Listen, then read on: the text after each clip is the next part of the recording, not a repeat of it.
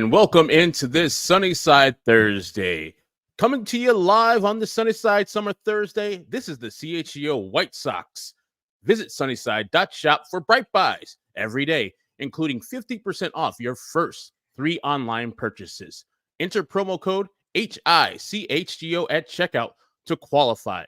Exclusions apply. Sunnyside Cannabis Dispensary, bright buys every day, only for 21 plus or Illinois medical card holders. Mercy, I tell you what, they got a lot of my money at Sunnyside Cannabis Dispensary.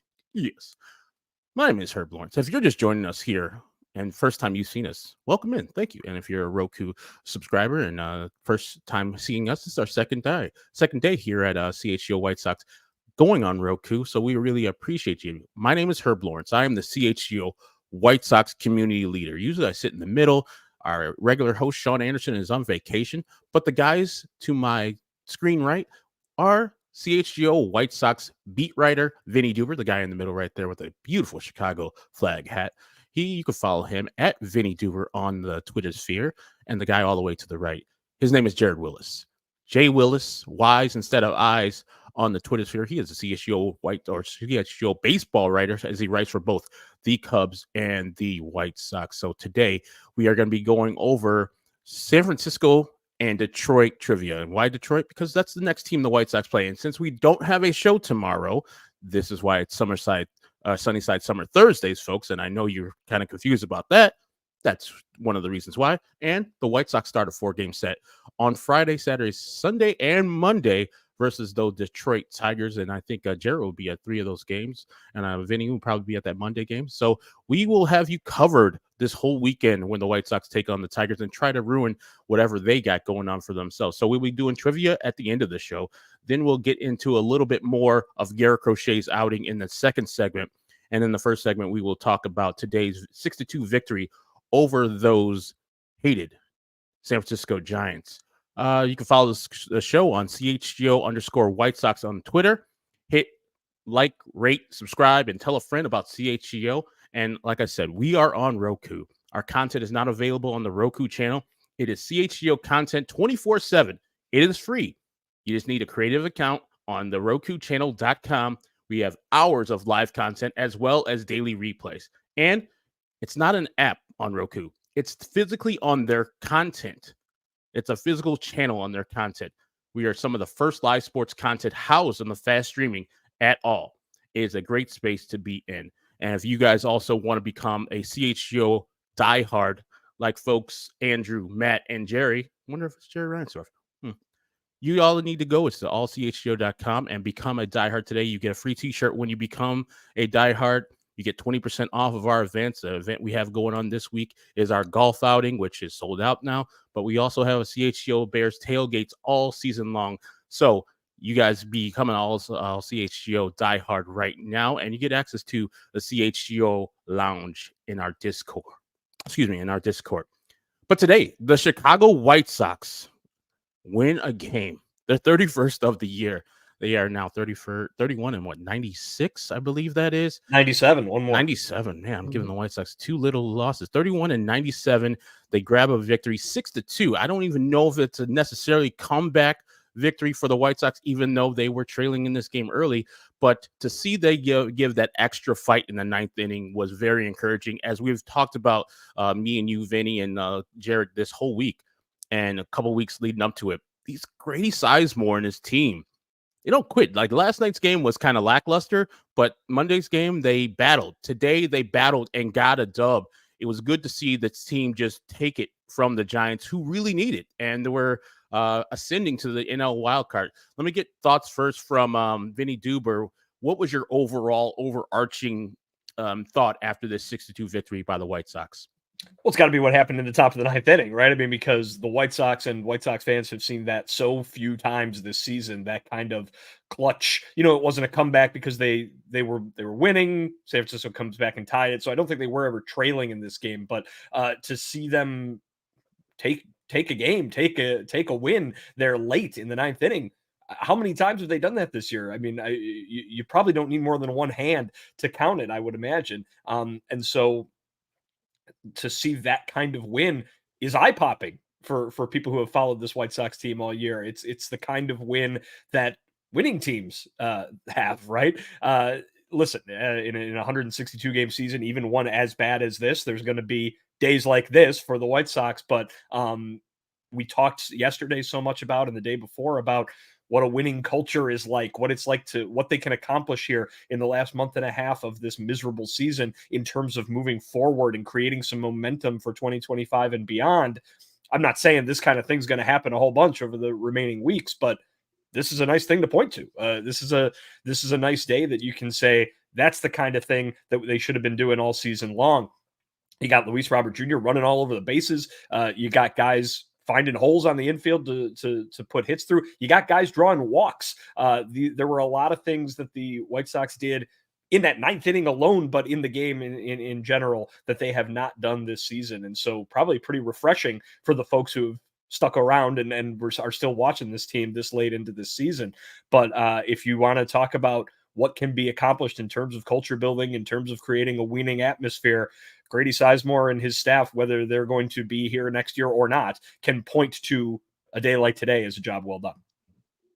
And to catch you up, if you guys did not watch the game, and we understand, like we said, 31-97, I'm sure a Wednesday afternoon game is not high on your watching schedule. But in the first inning, Andrew Benintendi RBI ground out gives the White Sox a 1-0 lead. In the fourth inning, they got Andrew Vaughn sac fly that drives in Luis Robert, who had led off with an opposite field double.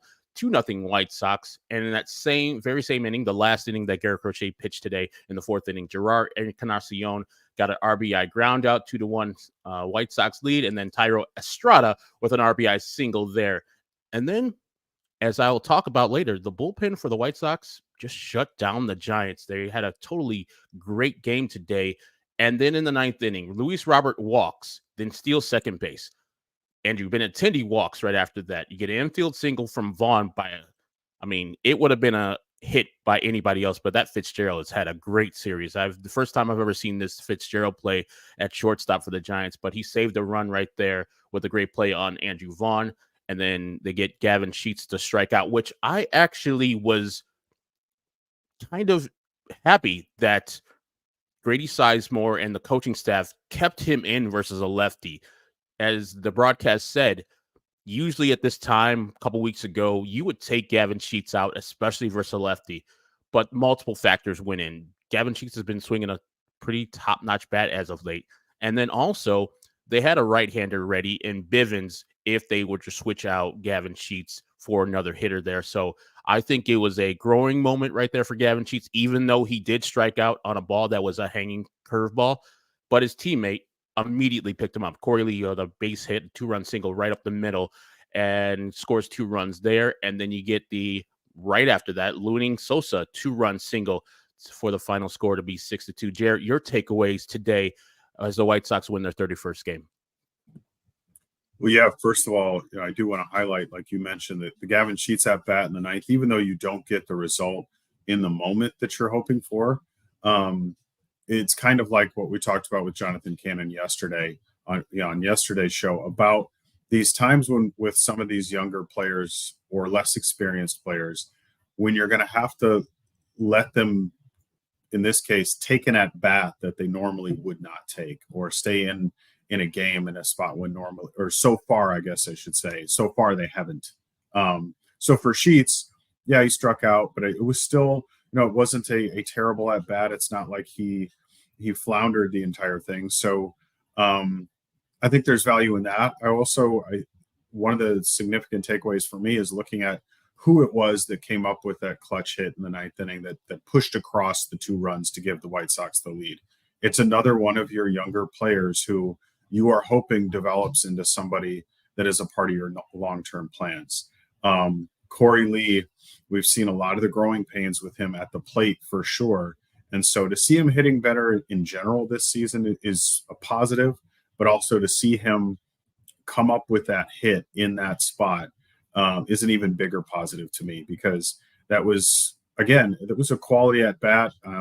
He was taking pitches he needed to take, and when he got the pitch that he could do some damage with, he did exactly what you want. 2 outs, he drove it right up the middle for 2 guys to score and give them, what started off as a pretty comfortable 2-run lead. And then, of course, with Lenny and Sosa's hit, it gets even better. But that was one of the things that jumped out at me is who it was that was doing some of these things, particularly that ninth inning hit. And yeah, credit to the bullpen for keeping this a 2-2 tie into the ninth inning, so that the White Sox even had the chance to come away with this win.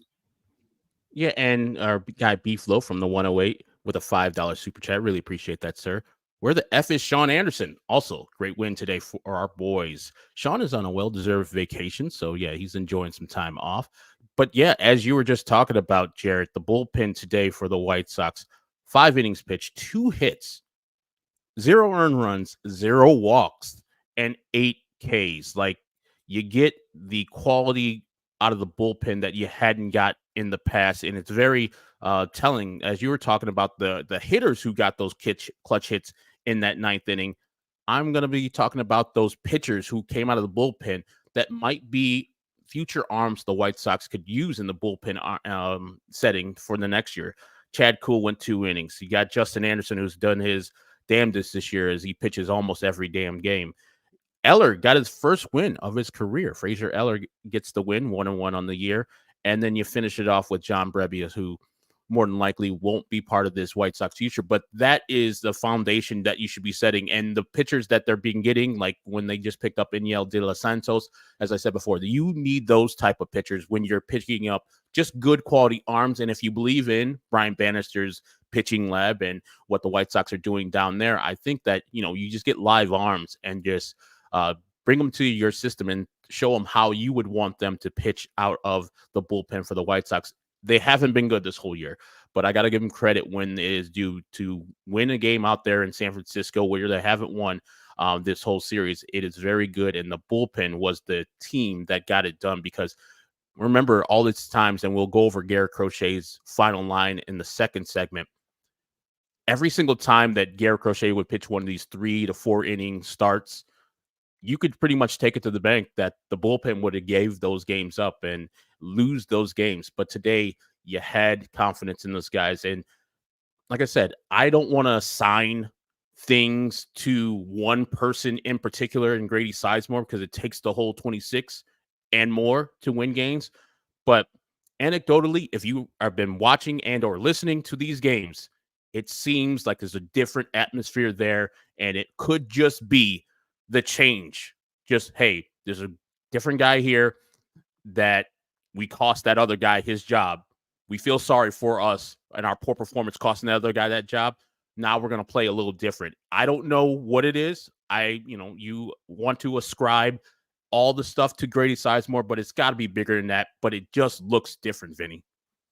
Yeah, I mean, we've talked about it for a few days now. Obviously, it does. There's more energy. They seem to be playing a little bit better than they were before. I mean, not wildly so, right? I mean, this was what, a 2-4 road trip, I think. They lost 2 more series. It's not like they've turned everything around. But I go back to 2022 and remember when Tony La Russa had to step aside due to health reasons. There was a little bit of an immediate jolt when Miguel Cairo came in, right? And so I think maybe you can see that there is an effect of this kind of move in the middle of a season. That being said, there's no guarantee as to how long it's going to last, right? Because I can go back to Miguel Cairo and point out that team still underachieved and did so down the stretch the remainder of that season. Is this going to be the kind of thing where Grady Sizemore manages his way into an interview or a chance or consideration for a job? Or is he just going to be the guy who's here and he gets a nice hat tip and that's about it? So, I think there's really something to this particular group responding to this particular guy. And that's what Chris Getz said when the change was made, was they felt that he was the right guy for the moment. Remember, he was the last guy on the list of assistant coaches, right? He's not the bench coach who usually steps into that role or anything other than major league coach, which we didn't even have any idea what that really meant. But him identifying with these players and them respecting his recent major league career, there's something to be said about that. And I think that they keep talking about that, and you're seeing the results of how they feel about him play out maybe in the way that they're playing and today in a winning effort. That is Vinnie Duber. After the break, we will talk more, me and Vinnie Duber and Jared Wyllys, about Garrett Crochet, the starter of today's game, and what he's been doing his last 8 starts with the White Sox. Purposely have been ramping down his innings and pitches. But first, I want to tell you about the great folks at Circa, because they have a tight money line splits with a low hold model. Games will strive to be a -110 split on the Circa Sports menu, unlike other sportsbook, which may use a -115 or -120 splits. Circa Sports keeps as little money as possible on large market bets, especially compared to other books. And Circa Sports does not limit players based on their winnings. Every player has the same limits, unlike other books who do limit their winning players. We encourage bettors to download and explore all sport betting apps available. Compare the lines from each sports book.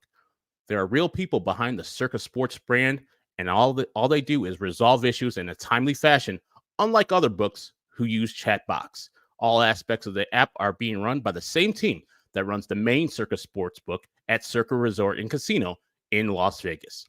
Download the Circa Sportsbook app at circasports.com/Illinois-app to sign up today. Also be on the lookout for all the Circa events, watch parties, and tailgates.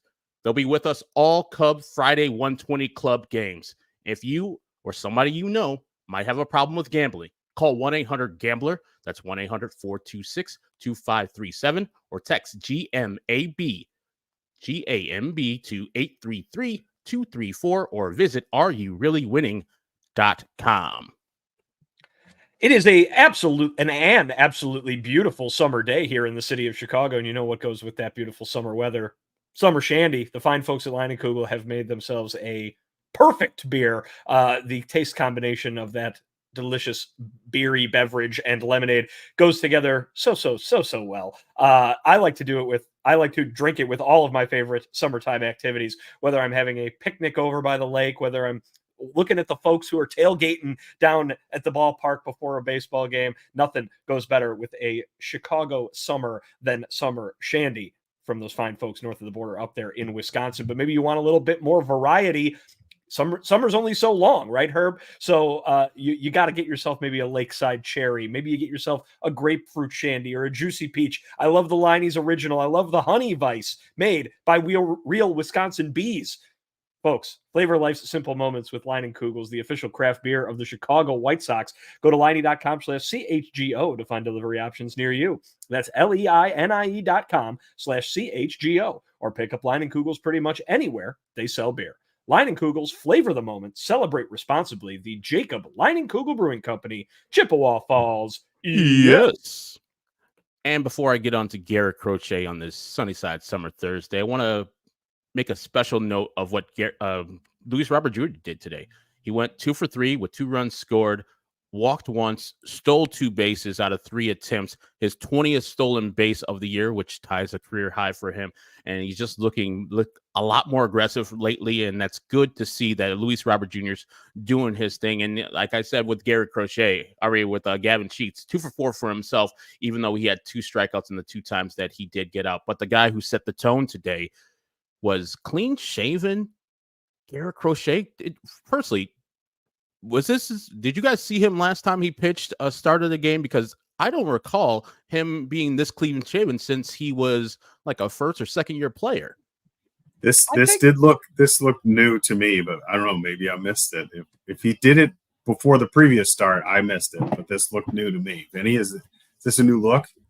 Well, I think he had it at the beginning of the season. I think a lot of these guys they start clean shaven and they go the whole year and they let it get more and more. But I got to imagine that a trip down to Houston in late August, you would want to get rid of all that facial hair, because that is just sweltering usually down there. And so maybe he's still got it coming over. But I mean, seriously, when it comes to Crochet, maybe it's a little bit of a superstition thing, because, we're going to get into the workload aspect of this. I don't think anybody's surprised at this point to see him go only 4 innings. This has been 8 starts now since the end of June that he has been kind of on this small outing plan here. But the results really haven't been that great either. I think the ERA in the last 8 starts is something like 5.9 or something like that. Like, obviously he had that one game where he gave up 7 runs against, I believe that was against the Cubs. But that's going to blow that number up when the innings total is as small as it has been.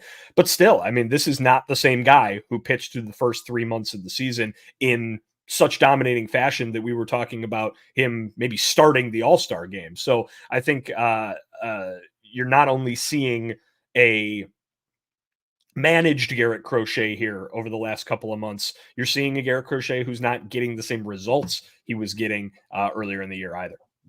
Yeah, and go ahead. Sorry, Jared. Well, one of the things that makes me wonder is what this has done for him just mentally, because it would be hard for it not to take a little bit of the competitiveness away. Not to say that he's not preparing just as hard in between starts and the day out or anything like that, but I wonder about when you are going into a start knowing that there's like this threshold, that there's this governor that's been placed on you that wasn't there before, because there does seem to be kind of a marked difference between how he was pitching leading up to the point that they started limiting his innings and how he's looked since then. And I get it from a long-term perspective. It probably is the right choice to be careful with him now, given his injury history, given the small number of innings he's pitched previously in his career. There's a lot of firsts happening for Garrett Crochet this season. So I get it from a long-term perspective. You're trying to protect this player's health. But it is hard not to notice the fact that right around the time that they started shortening his outings, he has not looked like the Garrett Crochet that earned that all-star spot and earned at least being in the discussion for whether or not he was going to start.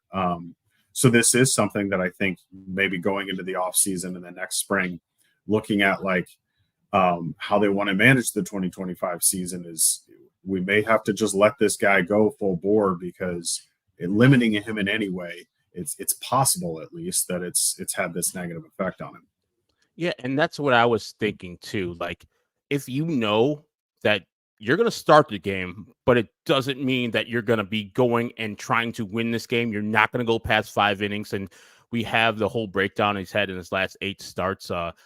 Maybe that does have an effect on your mind. Just subconsciously, you're just like, okay, I'm going to get my innings in. It's kind of like a bullpen game. Like, yes, I'm trying to compete. Yes, I'm trying to do my thing. And he's throwing still hard. I mean, you saw a couple hundreds pop up on there when he's throwing his 4-seam fastball.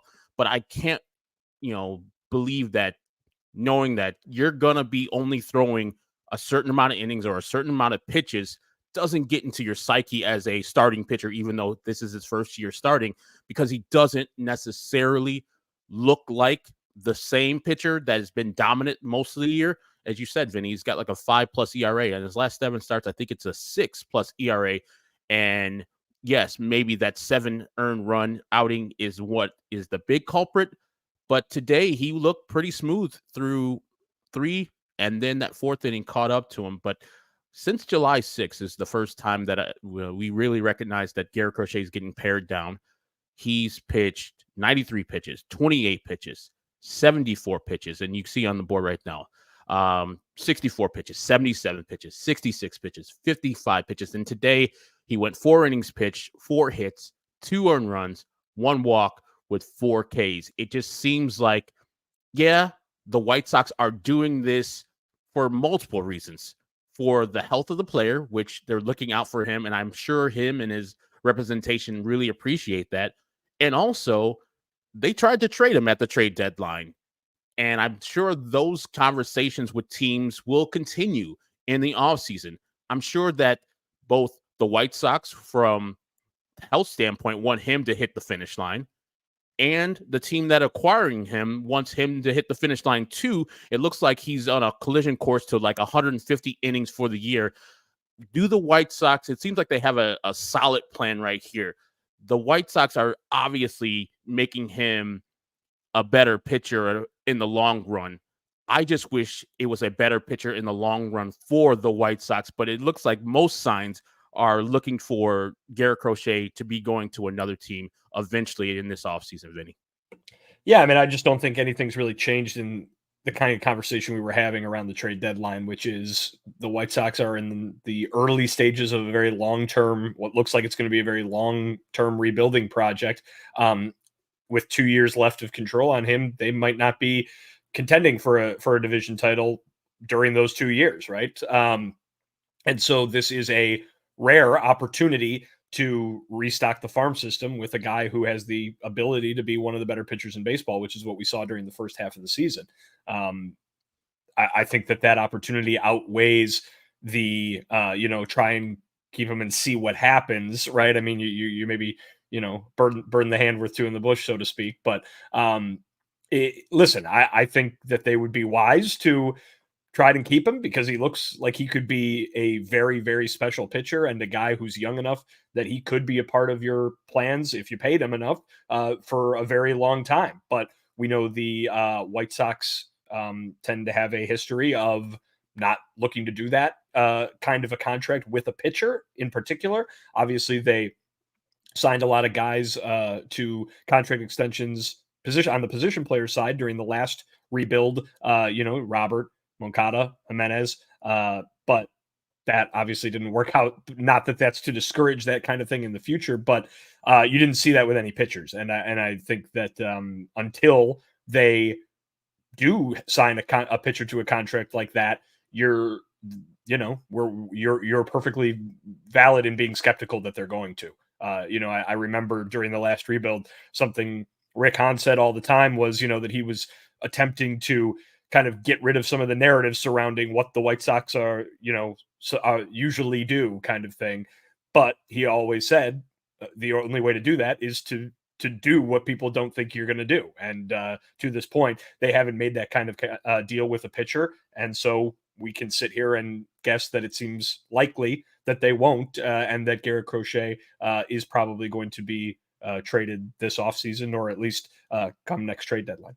And the thing is, too, Vinny, I was wondering if minds could change because of how maybe I'm just, drinking the White Sox Kool-Aid after a victory. 31 of them, I haven't had a lot of drinks.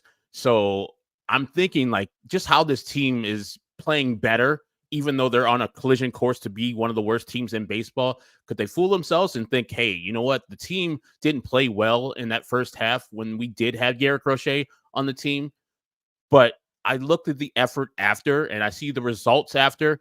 They've been better if we had an anchor at the beginning of that lineup. And most of those losses at the end of the Garrett Crochet thing were because he went out of the game and then the bullpen gave it up. Could they feel like, hey, if we start him next year and would have no restrictions, could this guy be at the top of our rotation and maybe possibly get a benefit or a discount on a extension for Garrett Crochet? Because I know that's the main thing that the White Sox are hanging on to. Like they would probably rather have him have a extension here because he has shown that he's a top of the rotation pitcher. But could they be fooled themselves by having a good end of the season and say, you know what? Garrett Crochet is the top of the rotation pitcher. Why would we trade him? I mean, they should have been thinking that all along, right? I mean, he was fantastic. He was arguably the best pitcher in baseball through the first 3 months of the season, arguably, or at least up into the All-Star break. They should have been thinking that all along, and I'm sure they'd like to keep him around because he seems like he's going to be a real special kind of starting pitcher. But they know the game, they know the business they're in, and that's going to require a contract. I don't think there's any expectation that they should get a discount or anything like that. Yes, there are questions, and that might affect the market, but we're going to see what happens this offseason. Well, and this seems like the kind of thing where they're, in a way, they're hamstringing themselves because, yeah, all logic would point to, yeah, you do what you can to try to sign a guy like this to an extension. You've got 2 years of control left. There's an opportunity maybe to leverage that into an extension that's a little less expensive than it might be if he was entering his final year of control. We've seen them do a little bit of that with some other players, but knowing though that you're going to have to maybe go big a little bit with this guy. This is potentially a special kind of pitcher, so you're going to have to spend a little bit more money, and that's kind of the problem that is the undercurrent of so many of the White Sox issues is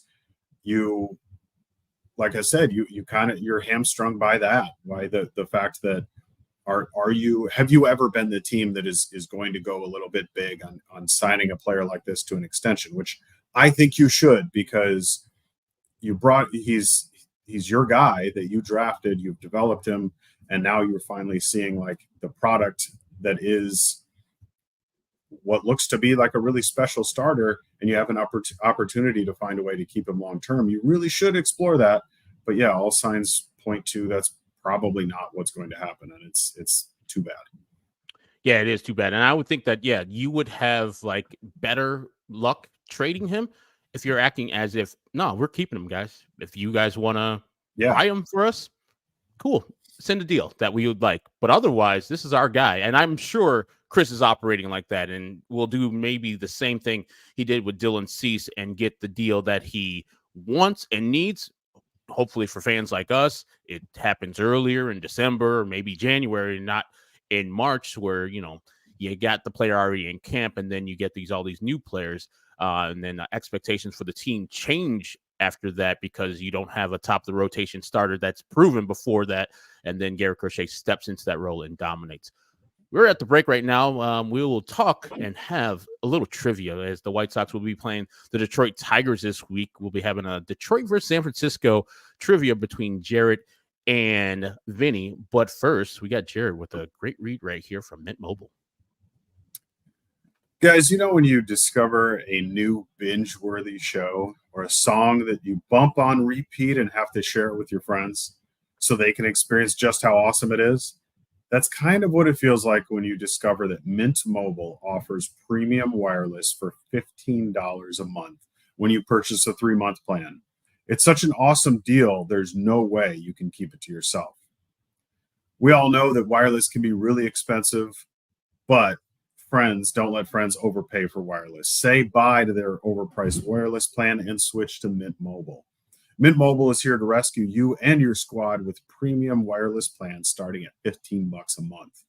All plans come with high-speed data and unlimited talk and text delivered on the nation's largest 5G network. Use your own phone with any Mint Mobile plan and bring your phone number along with all your existing contacts. Ditch those overpriced wireless plans with Mint Mobile's deal and get 3 months of premium wireless service for $15 a month. So, to get this new customer offer and your new 3-month premium wireless plan for just $15 a month, go to mintmobile.com/White Sox. Again, that's mintmobile.com/White Sox. Cut your wireless bill to $15 a month at mintmobile.com/White Sox. So $45 upfront payment is required, which is equivalent to the $15 a month.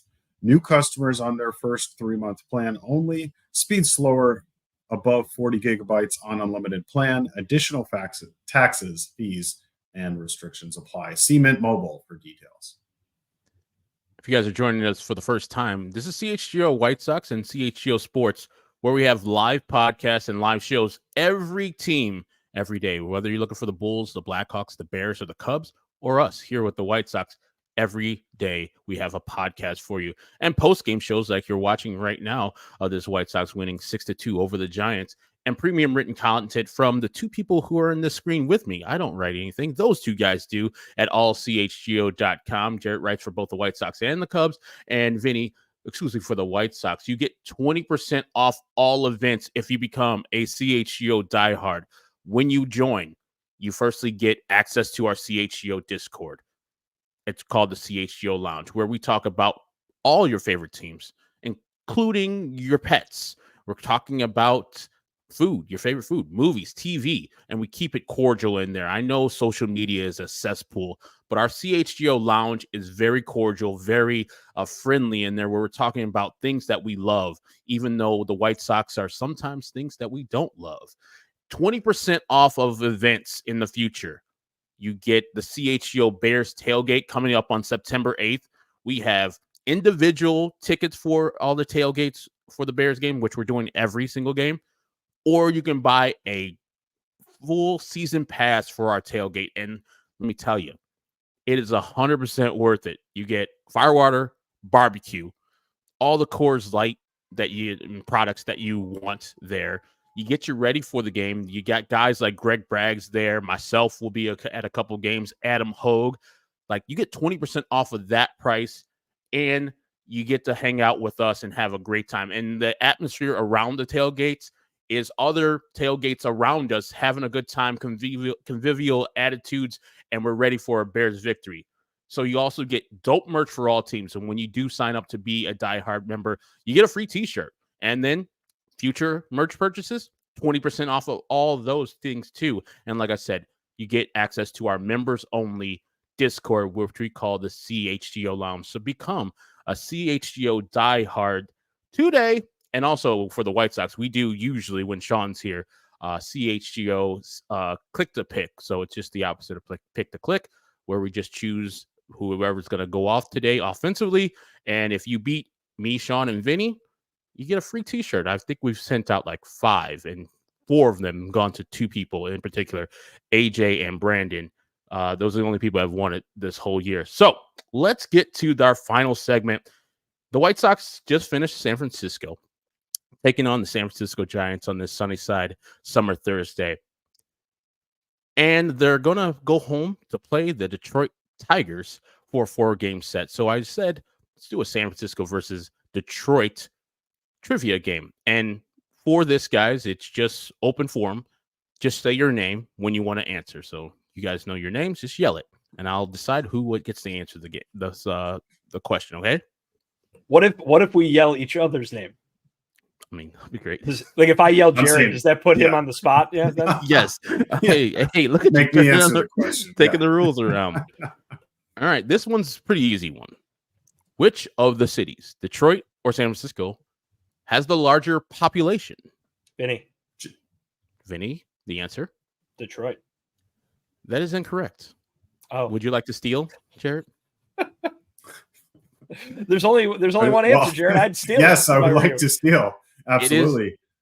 It is San Francisco. So 800,000 people, and Detroit only 620,000 people as of 2022. Okay, we did the Immaculate Grid the other day. This is the Immaculate Grid between 3 cities: the Giants, the White Sox, and the Tigers. Name me a player that's played for all 3 organizations. Vinny, go ahead. Jake Peavy. Jake Peavy is not an answer. God damn it. Would you like to venture a guess? For Detroit. This is a tough one. You don't have to think too far if you're watching the game. That's a hint. If you guys did Brebbia play for Detroit? John Brebbia did not play for Detroit, but there's 2 people in that stadium today in San Francisco that both played, or that played for all 3 of these organizations. Do you need another hint? Josie's on a vacation far away. Vinny, go ahead. Gordon Beckham. He didn't play for the Giants much. I think he played 4 games, but he played for the Giants, and I think he ended his career with the Detroit Tigers. So Gordon Beckham is one of the answers. Billy Pierce, White Sox Hall of Famer. Bob Farley, I don't know who that is. That sounds like a made-up person. Derek Holland. Chris's brother. Derek Holland, Dutch Oven, played for all 3 of the teams. Austin Jackson, White Sox great. Some guy named Al Levine. And the manager of the San Francisco Giants, Bob Melvin, played for all 3 organizations. So, and there's probably more, but those are the ones that I've looked up since like 1977 that have played for all 3 organizations. This one is a little harder, so buckle up. Comerica Park is where the Tigers play their home games at. In which state is Comerica headquartered in? California, Michigan, Illinois, or Texas? Vinny. Go ahead. Texas. Boom! Look at Vinny. Vinny gets it off the top. Look at Vinny. Knows that I was a little devious there. Let's go to the next question. Oracle Park is where the San Francisco Giants play their home games at. In which state is Oracle headquartered? California. Jared, go ahead. Ooh. Maybe I should let you list the states first. Go ahead. That's not how it works. You need to watch more Jeopardy, Jared. Come on. I know. I buzzed in too early. I'm taking a total. For some reason, Washington came into my head. It is not Washington. All right. I will finish the answer. Oracle headquartered in California, Michigan, Texas, or Illinois. Benny? It's a free California. guess. You would think so. It's Texas. It's Texas, and I should have guessed Texas for the same reason that I guessed Texas the last time, because they probably don't tax companies, and so of course there's going to be companies headquartered there. They're all in Texas, yeah. Right? They are. It's a business-friendly state, apparently. Guaranteed Rate Field is, of course, where the White Sox play their home games. And which state is Rate headquartered in? California, Michigan, Illinois, or Texas? Jared, Texas. Ooh, you would think so, but no. I'm just going with the trend. I knew it wouldn't be, but I had to do it. So. It is not. I think it's Illinois. You are right, Vinny. You're killing it this game. Guaranteed rate or rate is currently and always has been in Illinois. So Vinny has won this game already. And so sorry, Jared. We really appreciate you joining us. But we have one more with all the points. If you want, Jared, to try to win here. This one is a very hard one. So listen closely. In this 80s buddy cop movie, Eddie Murphy played a smart-mouthed, brash young man trying to bring justice to the California streets. In which city, Detroit or San Francisco, was Eddie's character from? Vinny, go ahead. Detroit. You are correct. That movie was Beverly Hills Cop. But as we talked about yesterday, you could have also, in that very vague question, said San Francisco, because Reggie Hammond was from San Francisco, and I didn't say he was a cop. He was just a common criminal that helped Nick Nolte's character take back the streets of San Francisco. I was going to say I'm too old for this shit, but that's a different movie. That's a different buddy cop. Different 80s buddy cop movie. It's weird. Like all 80s buddies cop movies had to be black dude, white guy, and just mixed up the young one. One was just, I'm a grizzled old veteran. I hate my job. And the other one's like, oh, I'm calm, cool, I'm relaxed. Like Mel Gibson and Lethal Weapon, all the Lethal Weapons. So yeah, that is the end of the trivia that we have. Anything you guys take away from this series that the White Sox did that I think that could carry on through Detroit? Now, Detroit is one of the first teams that they'll play in this stretch where they have really nothing to play for. Detroit's, I think, 12 and a half games out of first place in the AL Central. Technically, they could, fool themselves in a bunch of games out in the AL wild card race, but this is a tough team. I mean, Tarek Skubal is looking for his own Cy Young Award winning season. And you got other players like Torkelson, who just came back up from the minor leagues after being demoted in the middle of the year, looking to establish himself. But anything that the White Sox did in the Giants series and just the heart and hustle that they showed in a couple of these games that could be taken over to this weekend series home versus Detroit. Well, I mean, what I'll say is, I think I've been saying for a while is, as Herb, both you and Sean have been kind of like trying to surgically look for like the games they'll win or they could win to avoid setting this, this modern record for losses. And my reaction every time has been, well, they lose all the time. Why would you be able to circle any game? But I'll say this: after this weekend and after seeing some more games have played under Grady Sizemore, they have given off they've given more confidence, perhaps not enough confidence, but more confidence that they could win the requisite number of games here over the little bit. I still don't think that they will, because that's not the pace they're on, right? They're going to have to surprise somebody with a sweep or something like that in order to kind of get off this pace.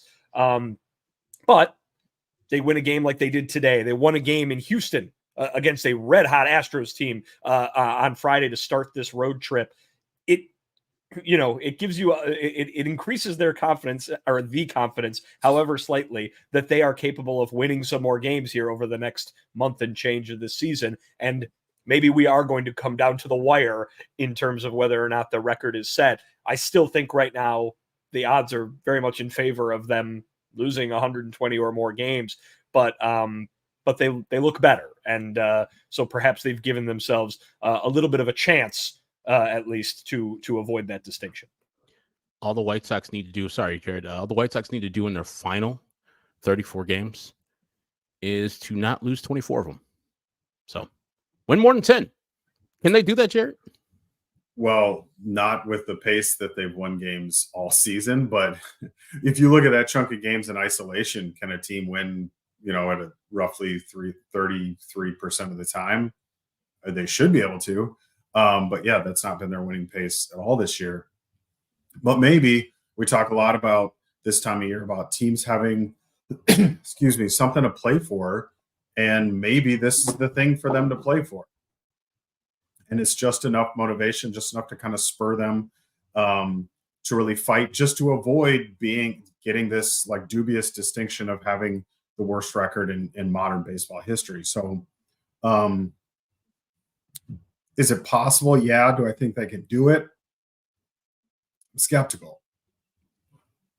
And it's already like the White Sox have a day off tomorrow and Thursday, but the Tigers are already in Chicago, relaxing and playing the Cubs this week. So I was wondering if that could just be an advantage for them, just being in Chicago for the whole week and gonna have to play the White Sox these next 4 games. It looks like Chris Flexen will be starting for the White Sox on Friday night. I don't know if they have a person labeled for the Tigers, but just according to just what they've gone through on their schedule, it would be a Tarek Skubal start for the Tigers. And if they're looking to start that series off right, we remember Tarek Skubal starting off this season with a 2-0 victory over the White Sox, looked dominant in that March start. And so I'm not looking forward to him pitching again, but if the White Sox can do a little bit more spoiling, I saw our San Francisco 49er Giants fan in there talking about, the White Sox salvage in 1 game and congratulations. Hey, San Francisco guy, when you guys missed the playoffs by 1 game, I want you to know it was us. And I will come back and remind you, FRM, the baby, 408, that it was us that took you out of the playoffs when you lost the White Sox on that August Wednesday afternoon game. So they'll do it for the CHGO White Sox post-game show. The White Sox win 6-2. Oh, my God. The White Sox have 31 wins to 97 losses. Only need to avoid going for the worst record in baseball by winning 10 of their last 34 games. Can they do it? We'll see. But for Jared Wyllys, who will be at the game this whole weekend, right? Friday, Saturday, Sunday against the Tigers, you follow him at J Wyllys on Twitter. Follow the game through him. That is Y's instead of I's. And Vinnie Duber, our CHGO beat writer. So follow him at Vinnie Duber on the Twitter sphere. My name is Herb Lawrence, Ecknerwall23. The next time we do see you live on this station, either Roku, YouTube, or whatever your favorite podcast platform is, our guy Sean Anderson will be back with us as the host. So I hope you guys enjoyed this week, and we definitely enjoyed having you guys here. And thank you very much to our producer, Sarah Victor, who's been doing some great work. Sorry I didn't use that last graphic of Sarah, but thank you for getting the other one up on this Sunnyside Summer Thursday. We say adieu. We all silly like the mayor.